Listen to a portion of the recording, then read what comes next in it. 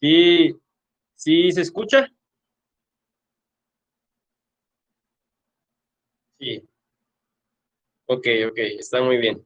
Bueno, pues el tema es el contrato y sus elementos. ¿Qué ocurre con el contrato? El contrato generalmente genera mucha incertidumbre, normalmente para los estudiantes de derecho y para aquellas personas que no se dedican a lo jurídico, a las leyes, puesto que aparte del contrato también existe la figura jurídica denominada el convenio. Muchas veces, bueno, a mí me pasó incluso cuando comenzaba la carrera, actualmente pues estoy cursando el sexto semestre pues de la licenciatura en Derecho y en un principio recuerdo que yo no sabía distinguir entre lo que era un contrato y lo que es un convenio, ¿no? Porque pues tendemos ¿no? a conceptualizar que contrato y convenio es lo mismo, pero pues ya pues tras estudiar ¿no? y dedicarle algo de tiempo a esa materia pues, de contratos, llegamos a la conclusión de que realmente están relacionados contratos y convenios, pero en sí no son sinónimos. Hablamos de medios jurídicos totalmente, no totalmente, pero sí diferentes. ¿Por qué? Porque cuando hablamos de contratos, hablamos de en sentido estricto, hablamos de acuerdo de voluntades para la creación y la transmisión de derechos y obligaciones. Pero ¿qué ocurre? Autores como Potier afirman que el contrato es una especie dentro del género convenio. Entonces, el maestro Rafael Rojina Villegas menciona que el convenio en lato sensu, que es en sentido amplio, es aquel acuerdo de voluntades entre dos o más personas para crear, transferir, modificar y extinguir derechos y obligaciones. Entonces, hablamos de cuatro consecuencias. Hablamos del crear, el transmitir, el modificar y el extinguir, ¿sí? Derechos y obligaciones. Entonces, estas cuatro consecuencias se van a repartir en contratos y en convenios. Por lo tanto, el maestro Rafael Rojina Villegas nos dice que el convenio se encuentra constituido por dos funciones, una función positiva y una función negativa. La función positiva es la que le compete a los contratos, es decir, el acuerdo de voluntades para crear y transmitir derechos y obligaciones. Y pues a los convenios le va a competir la función negativa, que es la modificación o extinción de derechos y obligaciones. Me gustaría comentarles que si sienten que voy muy rápido, me lo pueden hacer saber. Si necesitan que repita algo, pues con toda la disposición yo lo repito para que pues quede lo, lo más entendido posible. ¿Ok? De acuerdo. Entonces, ya quedamos claros. A los contratos les compete la función positiva, que es la creación y transmisión de derechos y obligaciones. Y a los convenios la función negativa, que es la modificación y la extinción de derechos y obligaciones. Eh, me gustaría preguntarle aquí a las personas que están, bueno, marca 10 personas, me gustaría saber quién de aquí estudia la licenciatura en Derecho. Si pudieran, por favor, decir, se lo agradecería mucho.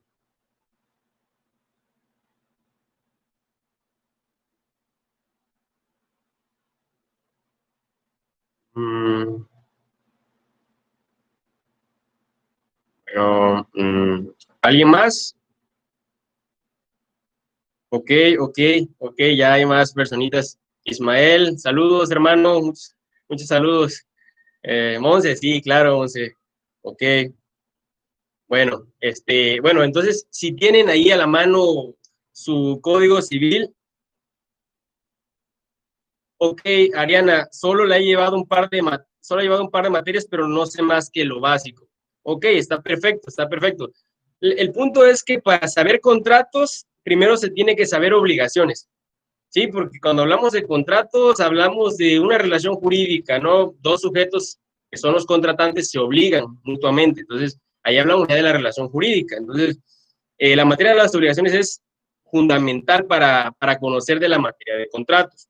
Ok, Bueno, ahí si tienen a la mano su código civil, pues, o igual si ya lo ubican, pues nos encontramos en el artículo 1905 y 1906 del Código Civil del Estado de Tabasco, que son los preceptos los articulados que contienen lo que es el convenio y el contrato, ¿sí?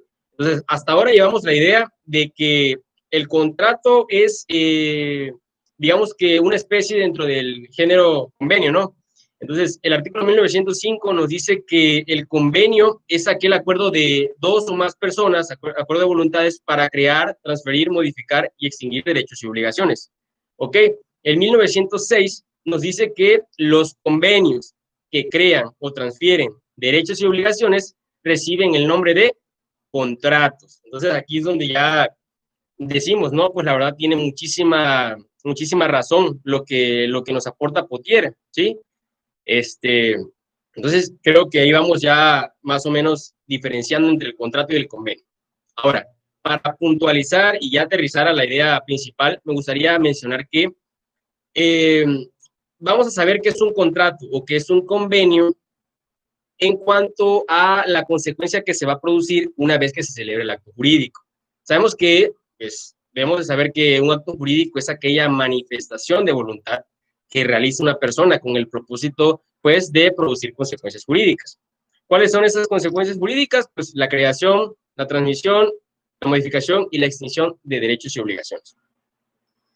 Entonces, llegamos pues al punto de que vamos a saber si es un contrato o si es un convenio cuando sepamos, vamos a saberlo mediante la consecuencia que se va a producir al momento de celebrar. ¿Ok? Me gustaría entonces citar un ejemplo de lo que es un contrato y de qué forma se presenta el convenio, porque personalmente porque pues es una idea propia, podemos definir el convenio como el medio jurídico modificativo, ¿sí? Del contrato ya existente. Porque muchas veces llegamos a pensar que cuando se trata de convenio, se trata de un nuevo contrato. Y la realidad es que no. La realidad es que el contrato principal prevalece. Lo que ocurre es que se modifica. Porque recordemos, una de las consecuencias del convenio es que modifica o extingue. Entonces, ¿qué va a modificar el convenio? Pues lo ya existente en el contrato principal, en el contrato que crea o transfiere. Sí, sí, estamos entendiendo hasta el momento. Igual si tienen alguna duda, pues igual me gustaría pues que lo exterioricen, cualquiera, lo que sea, pues me gustaría que si tienen alguna duda, alguna pregunta, siéntanse con toda la disposición de, de preguntar, por favor.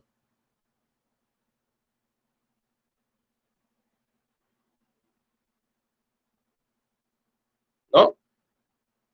¿No, no hay dudas? Ok, bueno. Entonces, bueno, vamos a citar un ejemplo en cuanto a lo que es un contrato y de qué forma interviene un convenio. A ver, vamos a ver un nombre de aquí, vamos a ver Ariana y Montserrat. Ahí tenemos dos nombres. Bueno, resulta ser que eh, Ariana y Montserrat celebran un contrato de arrendamiento, ¿sí? Ariana es la arrendadora y Montserrat el arrendatario, ¿no? Resulta ser que celebran un contrato de arrendamiento, ya el contrato ya es celebrado, establecen pues en la cláusula del contrato que Montserrat debe pagarle, ¿no? A Ariana la renta mensualmente y van a ser 10,000 pesos mensuales que va a pagar Montserrat. La duración del contrato va a ser 5 años. Resulta ser que Montserrat ya lleva 2 años viviendo y pues rentando el bien inmueble. Y entonces resulta ser que Montserrat perdió su empleo y Montserrat, digamos que no va a poder seguir pagando los 10,000 pesos mensuales, ¿sí? No va a poder pagar los 10,000 pesos mensuales, por lo que decide comunicarse con Ariana, que es su arrendador, para proponerle que celebren un convenio, ¿sí? Porque ya existe un contrato. En ese contrato se crean derechos y obligaciones, ¿sí? ¿Por qué? Porque para la parte del arrendador, que es Ariana, se crea el derecho que tiene de recibir el pago de la renta y tiene la obligación de entregar la cosa, ¿sí? de garantizar una posesión pacífica del bien. Y en el caso de Montserrat, pues tiene el derecho de gozar del bien, ¿no? De gozar del bien y tiene la obligación también pues de cuidar, la infraestructura, de pagar, pues el mes, ¿no? Pagarlo, no solamente pagarlo, sino entregarlo en el tiempo y forma convenida. Amigos, esperen un momentito, ahora mismo regreso.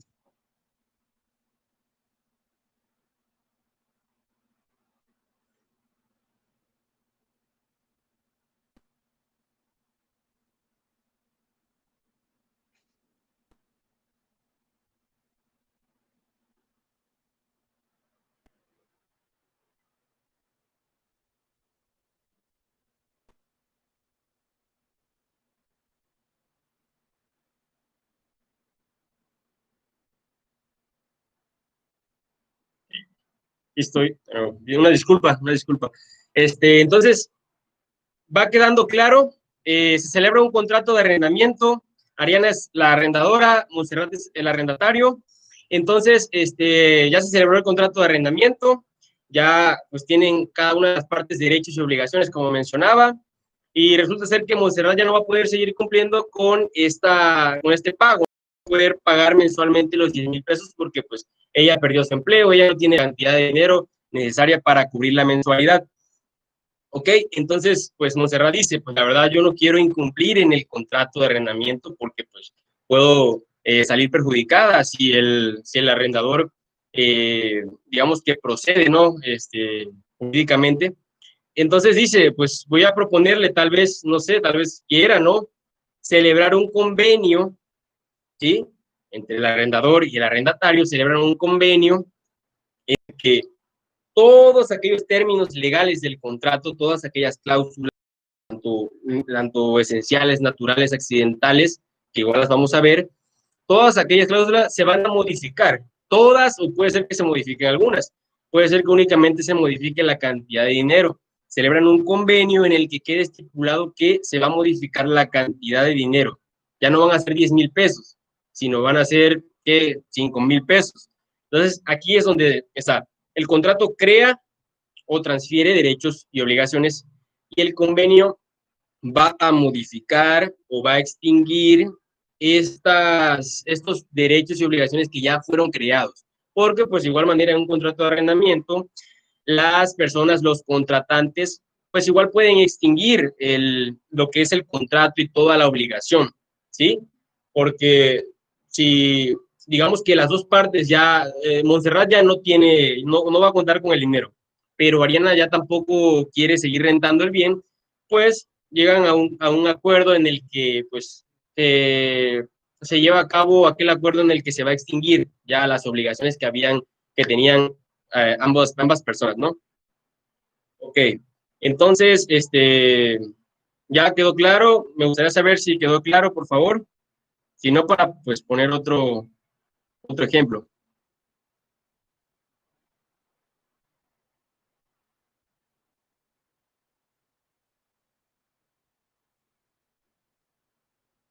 Ok, pues creo que sí, todo bien, ok, ¿segura? Ok, pues vamos a ver, todo claro, ok, gracias, Ismael. Bueno, entonces, ok, Ariana, el convenio es como una extensión del contrato, no extensión. Extensión. Bueno, fíjate que a mí me gustaría más llamarlo modificación, ¿sí? Porque como les dije hace un momento, personalmente me gustaría decir que el convenio es un medio jurídico modificativo del contrato ya existente. Dijimos en el ejemplo, ¿no? Ariana celebró un contrato de arrendamiento con Montserrat. Ya lo celebraron, ¿no? Entonces ya quedaron derechos y obligaciones para ambas partes.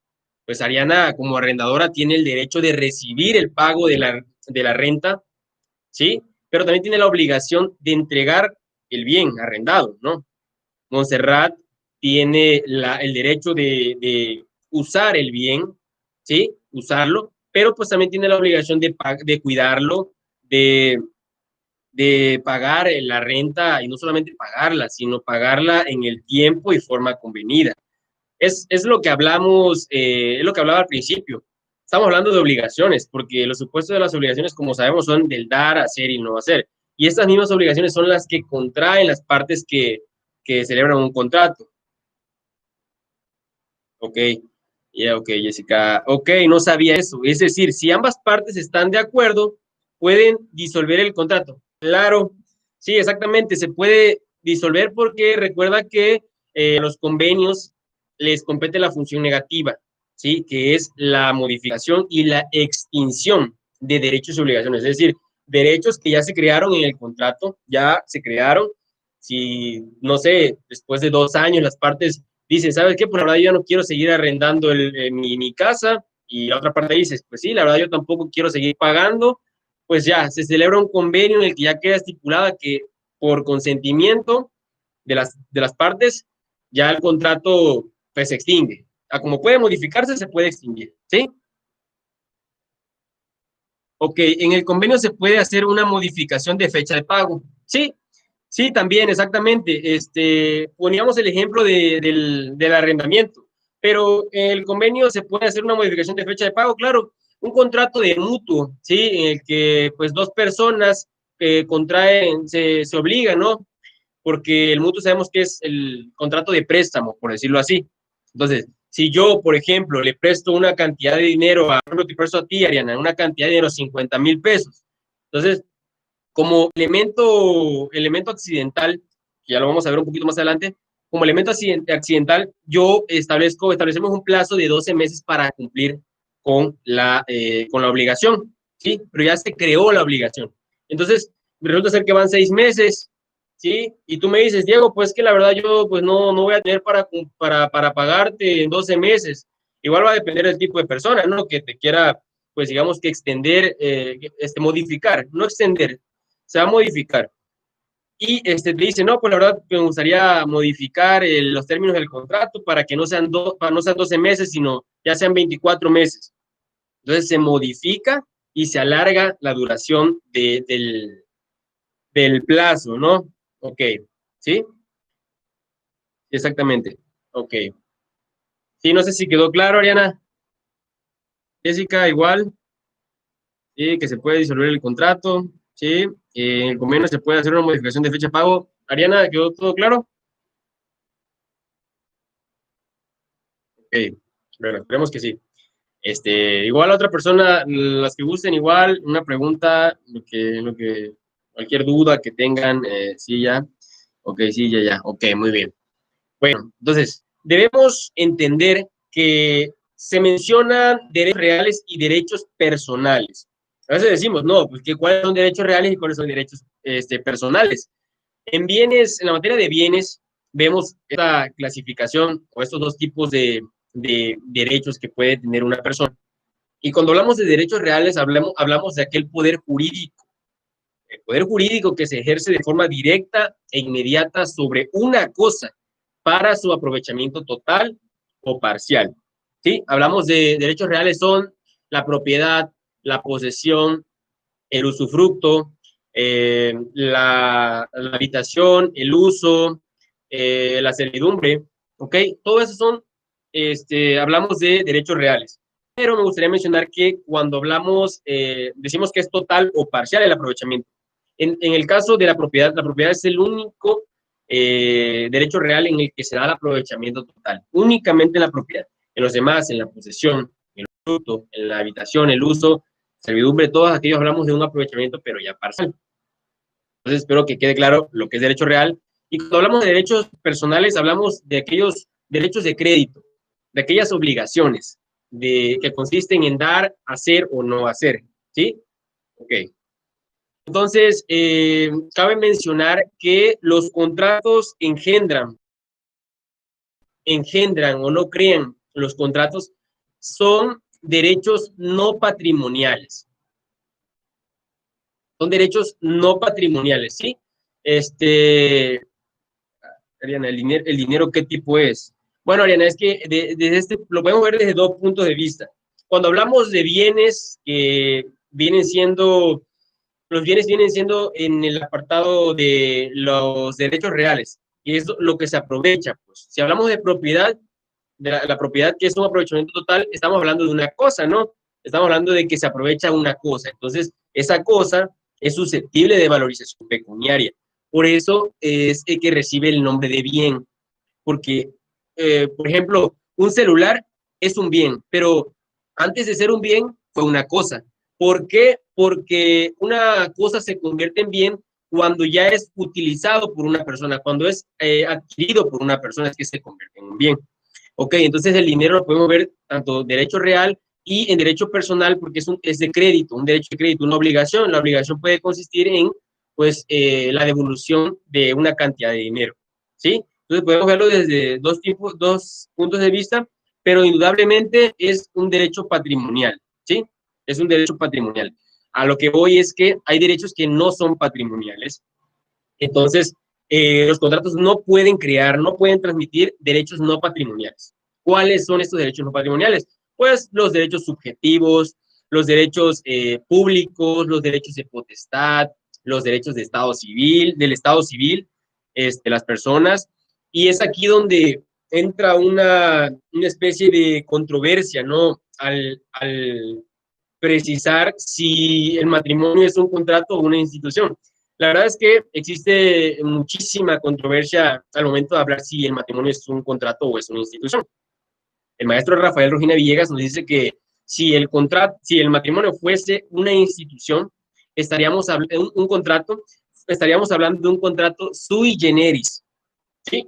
Estamos hablando de un contrato sui generis. ¿Qué quiere decir? Que es la verdad que consideran que el matrimonio es una institución. Pero la verdad es que habría que investigar, habría que informarse mucho más para tener una idea clara de que si es un contrato o es una institución. Sí, pero pues todo va a depender igual del punto de vista del jurista, ¿no? Del estudioso. Ok, entonces, hablamos.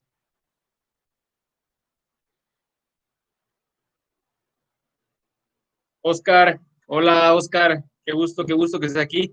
Sí, efectivamente, la verdad que lo que mencionas es totalmente cierto. La verdad que el profesor Carlos Mario de Goyado Hernández, que en paz descanse, siempre mencionó. eh, ok, sí, ok, David, es que parece Oscar Stark y pues, bueno, está bien, David. Sí, pues sí, concuerdo contigo, David. Pues el profesor decía que era una institución.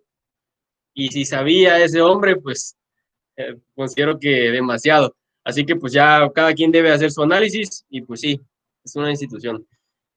Bueno, entonces mencionamos que los contratos no pueden crear derechos no patrimoniales, pero existen contratos que crean derechos personales, hay contratos que crean derechos personales y derechos reales, y hay contratos que crean únicamente derechos reales. Me gustaría iniciar por el segundo, ¿sí? Los contratos que crean derechos reales y derechos personales. Son todos aquellos contratos traslativos de dominio. El contrato de compraventa, el contrato de permuta, la donación, aunque en el caso de la donación, pues ya estaríamos hablando prácticamente de un contrato unilateral, más no de un acto jurídico unilateral. Sí, existe una diferencia. Todos los contratos son actos jurídicos, pero no todos los actos jurídicos son contratos. Entonces, comenzamos a hablar de que los contratos, hay contratos que engendran derechos reales y derechos personales. Un ejemplo, el más común, pues el contrato de compraventa, ¿no? El contrato de compraventa, pues al celebrarse, ¿no? Se transmite, ¿sí? El dominio, contrato, creación, transmisión, contrato se transmite el dominio de un bien y el momento en el que el adquirente del dominio, de la propiedad, adquiere el bien, pues ya estaríamos hablando de que se constituye un derecho real, ya es aquel derecho real de dominio del bien, ¿sí? Entonces, aquí tenemos ya que hay un contrato que crea derechos reales, pero también crea derechos personales. Derechos personales hablamos de las obligaciones, ¿sí? Obligaciones que están a cargo de los sujetos que contratan. ¿Por qué? Porque el enajenante, ¿sí? Tiene el derecho de, ya sabemos, ¿no? Pues de recibir el dinero, recibir el pago por el que está dando su bien, pero también tiene la obligación de entregar la cosa, ¿sí? Que es una obligación de dar, ¿sí? Tiene la obligación de garantizar una posesión pacífica del bien, estaríamos hablando de una obligación de hacer, ¿sí? En los supuestos de las obligaciones, y también tiene la obligación de responder por los vicios ocultos, por la evicción, tiene la obligación de responder por todos estos vicios ocultos, por la evicción, aunque nada se haya pactado en el contrato, viene siendo pues, lo que conocemos como elementos naturales, ¿no? Okay, ahí ya hay obligaciones a cargo del enajenante. Pero ¿qué ocurre con el adquirente? El adquirente también tiene obligaciones, tiene la obligación de pagar el monto, ¿no? La cantidad de dinero por ese bien, y no solamente de pagarlo, sino de pagarlo en el tiempo y la forma convenida. ¿Ok?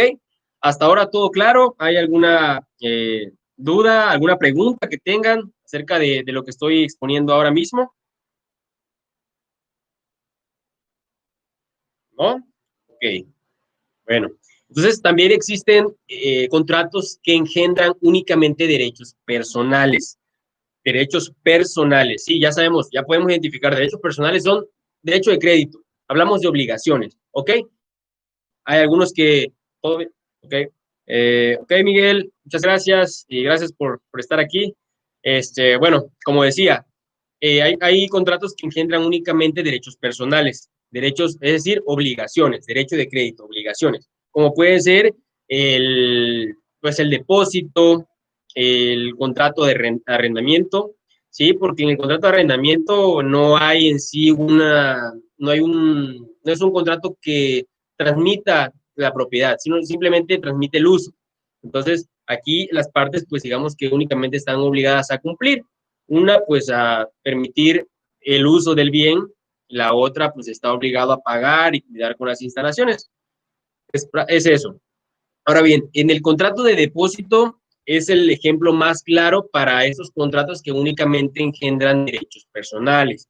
¿Por qué? Un contrato de depósito consiste en que el depositante recibe del depositario cualquier cosa, ¿sí? La recibe, el depositario la da para que el depositante la guarde, ¿sí? La guarde, la reciba, la guarde y la devuelva cuando el depositario lo requiera de vuelta, ¿no? Entonces aquí estaríamos hablando de una obligación. Normalmente hablamos de que este contrato de depósito es un contrato bilateral, ¿sí? Porque engendra derechos y obligaciones para ambas partes, o engendra obligaciones para ambas partes. Pues sí, porque el depositante tiene la obligación de devolver y restituir la cosa dada por el depositario en el momento en que éste la pida. Pero resulta ser que si el depositante tuvo gastos de conservación de la cosa, pues igual el depositario va a resultar obligado frente al depositante de cumplir con eso, con el pago de esa cantidad de dinero que haya desembolsado, ¿no? Ahora bien, en cuanto a los contratos que engendran únicamente derechos reales, pues están lo que son el usufructo, la servidumbre, el uso y la habitación. Sí, hablamos de derechos reales, ¿no? Los que mencionaba hace un momento, mencionaba que son derechos reales, pues aquel poder jurídico que se ejerce de forma directa o inmediata sobre una cosa para su aprovechamiento total o parcial. ¿Sí? Podemos poner el ejemplo de, pues en el caso de pues el usufructo, sabemos que pues el usufructo es un contrato también que se celebra pues entre dos personas por medio del cual una le concede el uso, el goce y el disfrute a otra persona, ¿sí? Pero en sí no estamos hablando de, digamos que, de un derecho personal, ¿no? Porque digamos que se está relacionando, se está celebrando el contrato en función de la cosa que se está dando en usufructo, ¿ok? Hasta ahorita, ¿alguna duda? No sé, alguna pregunta, me gustaría saber, pues igual si necesitan que repita algo, pues para que pues quede claro.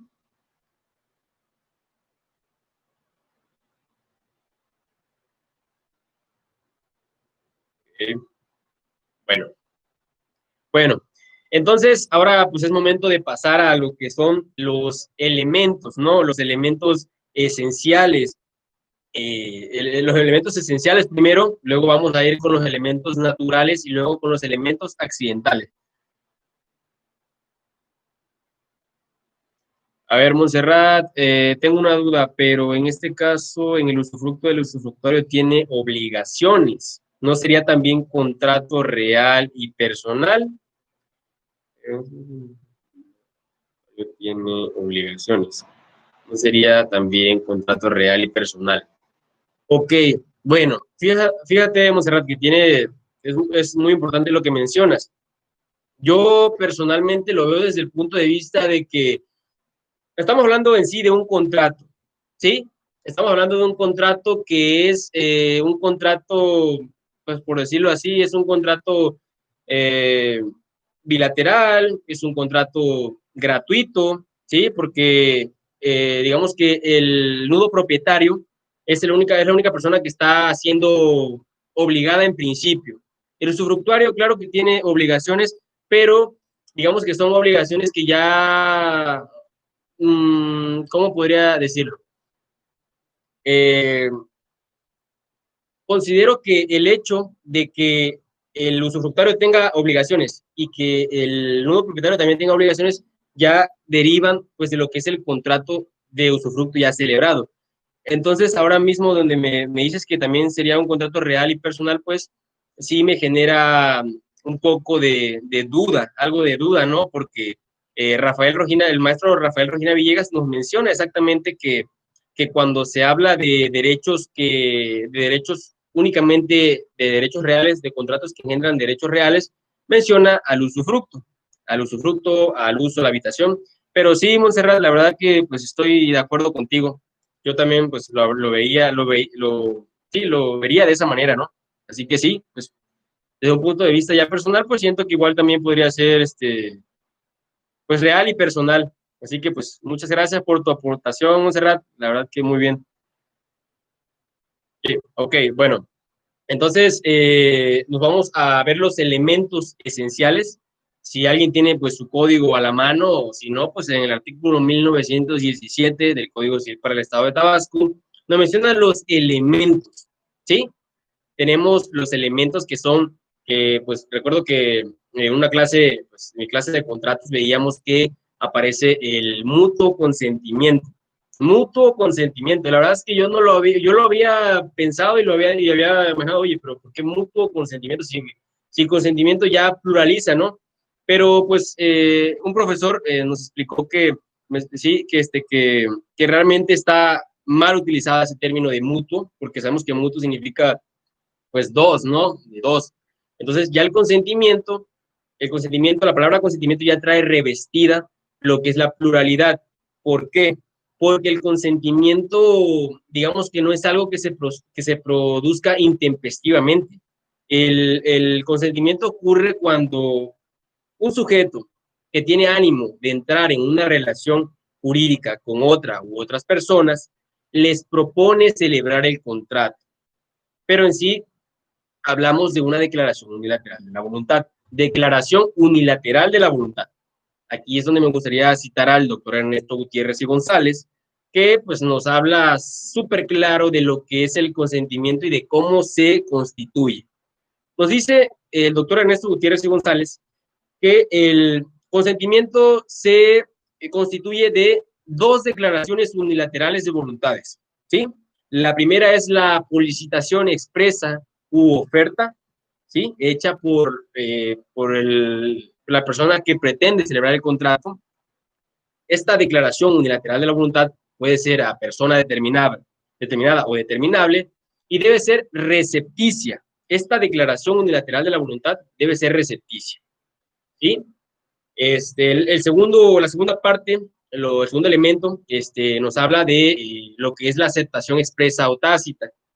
Si el receptor de la oferta acepta pues la oferta hecha por el emisor, ¿no?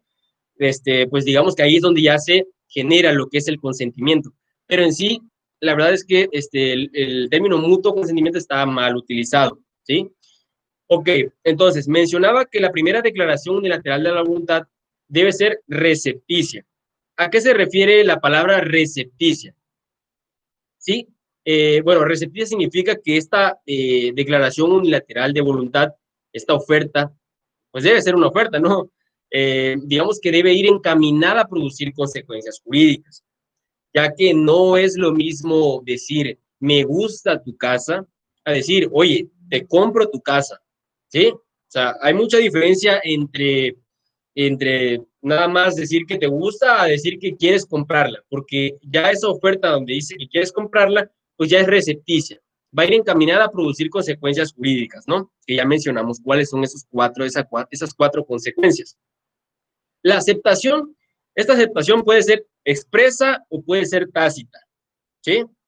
Va a ser expresa cuando se esté de acuerdo por medio del lenguaje, por medio de la escritura y por medio de digamos que señales inequívocas, ¿sí? Y será tácita cuando, digamos, cuando sea por medio de hechos que revisan un determinado propósito, ¿ok? Ese es lo tácito. No es verbal, no es escrito, no es por señas, sino es por hechos y actividades que demuestren un determinado propósito, una intención, pues, por decirlo de esta manera. Y así, por medio de dos declaraciones unilaterales de voluntad, ¿sí? Por medio de dos, se formula lo que es el consentimiento. ¿Okay? El consentimiento que debe estar libre de vicios de la voluntad, ¿ok? Debe estar libre de vicios, de todos aquellos vicios, es decir, la persona al manifestar su voluntad debe encontrarse en pleno uso de sus facultades mentales, no debe ser coaccionada, no debe ser presionada, sino debe ser espontáneamente libre y espontáneamente la manifestación de voluntad. ¿Ok? Hasta ahora, claro, con el primer elemento del contrato.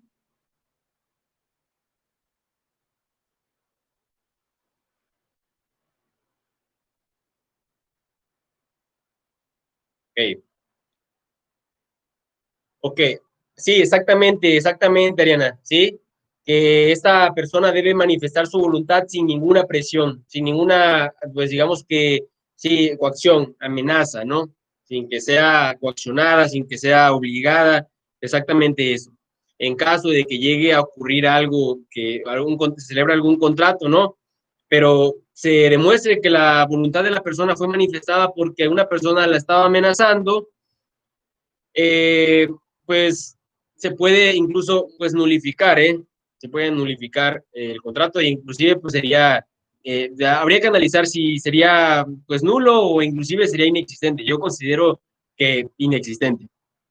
Disculpe mi pregunta, soy novata en el vocabulario de abogados. No, no te preocupes, Ariana, la verdad que pues no pasa nada. Aquí todos, pues aprendemos, ¿sí? Así que coaccionada es eso, exactamente, estás en lo correcto.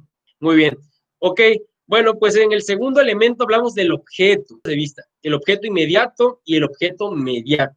El objeto inmediato consiste en los supuestos del dar, el hacer y el no hacer.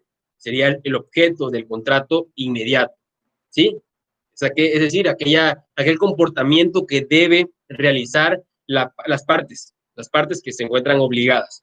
¿Ok? La cosa en sí, la cosa materia del contrato. Eh, ¿se sigue escuchando? ¿Se escucha?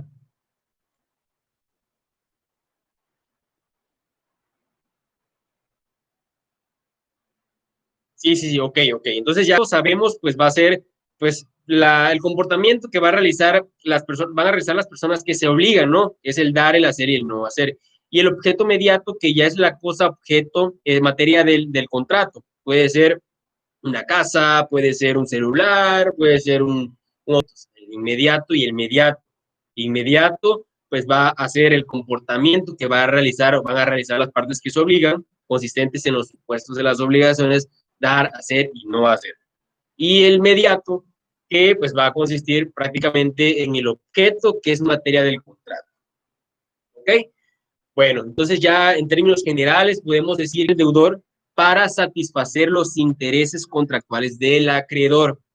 Eugene Gaudamet lo explica mejor al decirnos que el objeto es lo que debe la parte que se obliga. ¿Sí? Con eso, pues podemos ya decir, nos preguntan qué es el objeto de un contrato. Eugene Gaudamet nos dice que es lo que debe la parte que se obliga.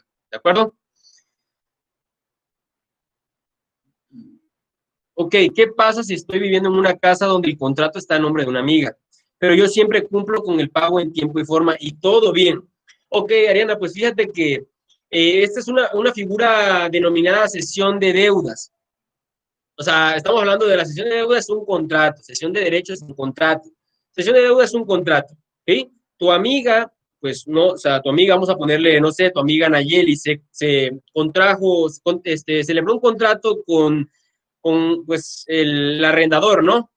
Sí, celebraron un contrato, pero resulta ser que luego, pues Nayeli Nayeli es la deudora, ¿sí? Entonces resulta ser que tú llegas ante el arrendador, llegas y le pagas la mensualidad de la renta, ¿no? Llegas y le pagas la mensualidad de la renta, algunas veces hasta te disculpa por retrasarte en el deudor principal es Nayeli, tú vas a ser la deudora secundaria o el asuntor, como se le conoce en el derecho, el asuntor es la persona que viene a sustituir al deudor. Entonces Nayeli ya dejó de pagar, ¿no? Y la que comienzas a pagar eres tú, Ariana.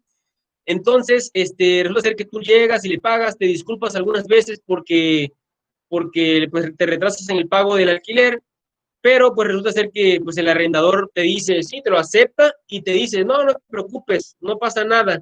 Ok, entonces aquí ya hubo una sesión de deudas que fue consentida tácitamente,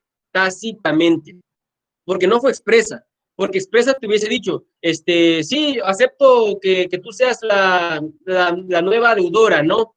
Pero no te lo dijo, únicamente lo demostró por medio del hecho, no del silencio, sino del hecho de que te aceptó la cantidad de dinero, te aceptó la mensualidad. Por lo tanto, Nayeli ya no es la deudora principal. Ahora tú eres la deudora principal porque el arrendador acepta, ¿no? El arrendador ha aceptado que tú eres quien le paga el mes, ¿no? Quien le paga la mensualidad.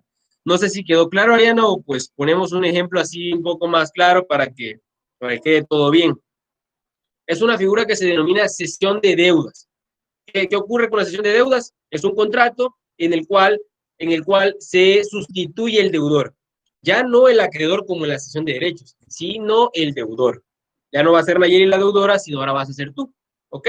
Pero pues igual hay que mencionar también que esta cesión de deudas debe ser consentida por el acreedor, porque pues al acreedor no le da igual que sea su deudor una u otra persona.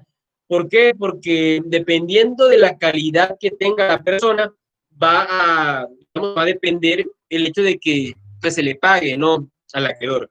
Si se trata de una persona que es insolvente, pues el acreedor va a decir, no, la verdad que yo no quiero que se sustituya al deudor, porque ¿cómo me va a pagar esta señora si esta señora pues es insolvente, ¿no? Sí, exactamente, es insolvente.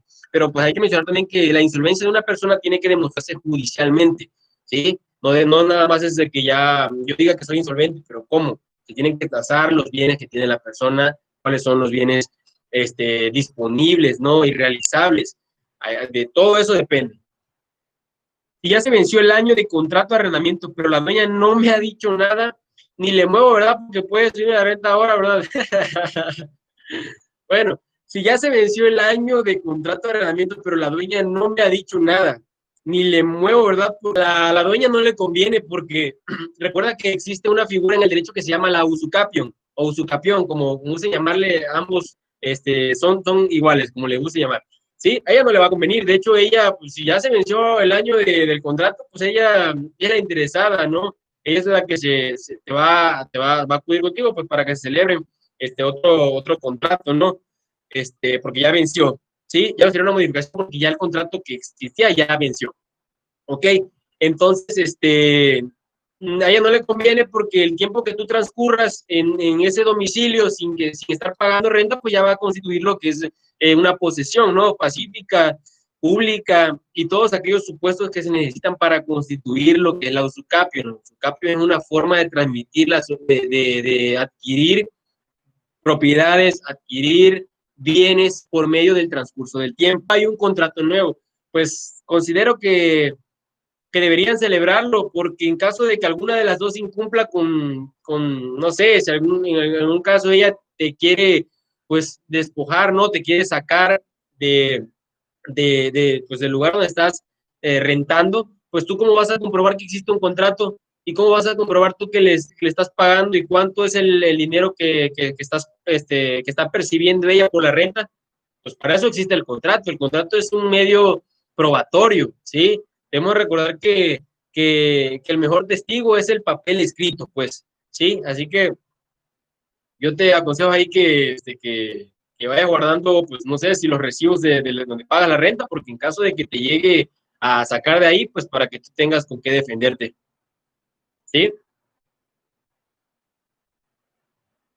Ok, bueno, entonces, ya para, pues, para ir, cerrando, vamos a, ya quedó el objeto, ¿no? Quedó claro el objeto, claro que cuando se habla de un objeto mediato, es decir, sobre una cosa, pues debemos entender que esta cosa, digamos que debe,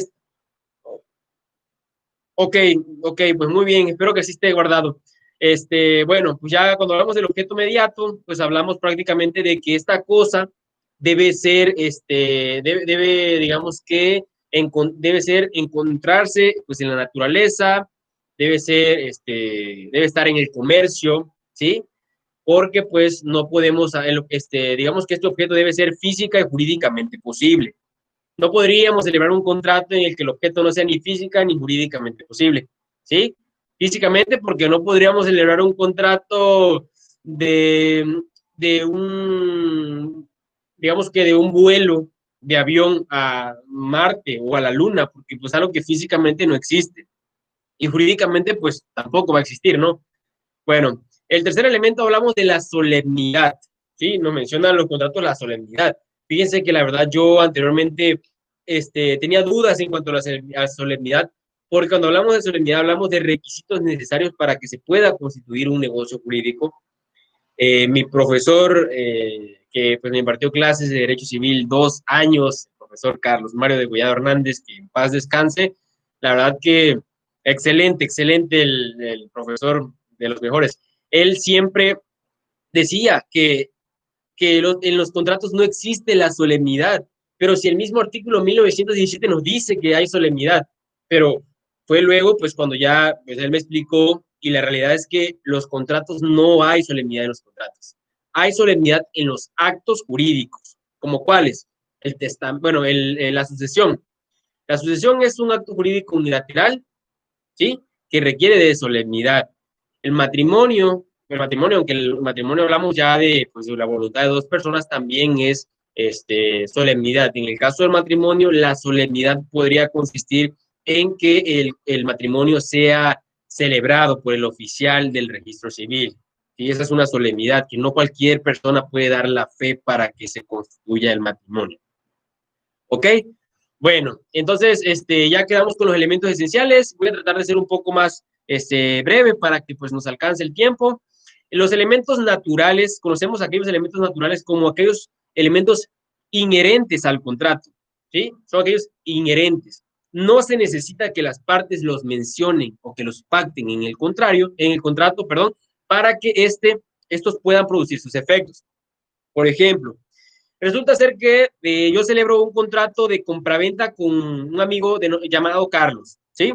Celebro el contrato de compraventa, pero resulta ser que Carlos no me mencionó, se le olvidó, supuestamente se le olvidó mencionar que, pues, ese bien existía un gravamen, ¿no? Un derecho anterior a la adquisición, se olvidó mencionarlo. Entonces, yo ya no voy a poder utilizar el bien. ¿Por qué? Porque hay un derecho anterior, que es lo que se denomina evicción. ¿Sí? Es lo que denominamos evicción. Y pues, ¿qué voy a hacer yo? Entonces, ¿qué hago si ya me lo vendieron, no? Y yo voy a decir, no, pues la verdad que me tiene que responder es el enajenante. Y va a decir Carlos, no, pero pues en el contrato no dijimos nada de que yo te iba a responder en caso de que hubiera algún defecto oculto o alguna evicción. Pues no importa, amigo, porque en los elementos naturales no se necesita que yo los pacte en el contrato, ¿no? Estos ya están, son inherentes. ¿Por qué? Porque el artículo 2237, ya en el apartado de la evicción es el artículo 2236, el 2237 nos dice que el enajenante responderá de la evicción aunque nada se hubiese pactado en el contrato. Es decir, existen cláusulas que ya son inherentes al contrato. No necesitamos pactarlas porque ya están percibidas en el mismo contrato. Y pues los elementos accidentales hablamos de que no son ni esenciales ni naturales. Elementos accidentales, ya de forma resumida, estaríamos hablando de lo que son las modalidades de las obligaciones. Ya ahí, aquí en el canal hay un título, un video denominado Modalidades de las obligaciones, donde vemos pues lo que son la condición, las dos tipos de condiciones, el término, los dos tipos de términos, el plazo, la carga, el modo, que es prácticamente es lo mismo, y el lugar. Entonces, igual, si gustan ahí, pues echarle un vistazo al video Modalidades de las obligaciones y ahí se explica más. Eso es lo que constituyen los elementos accidentales. Estos vienen siendo los elementos accidentales. ¿Ok? Bueno. Ah, hola. Hola, Jorge. Hola.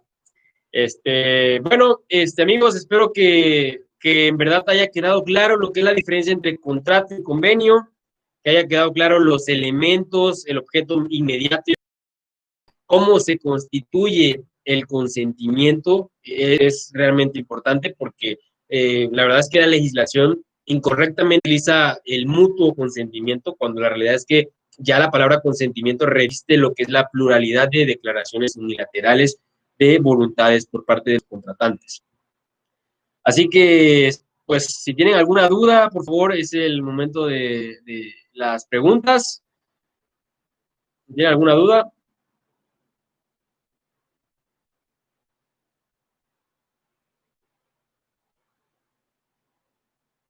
¿No? Lo que sea, lo que sea, si quieren que se usan que repita algo, pues lo que sea.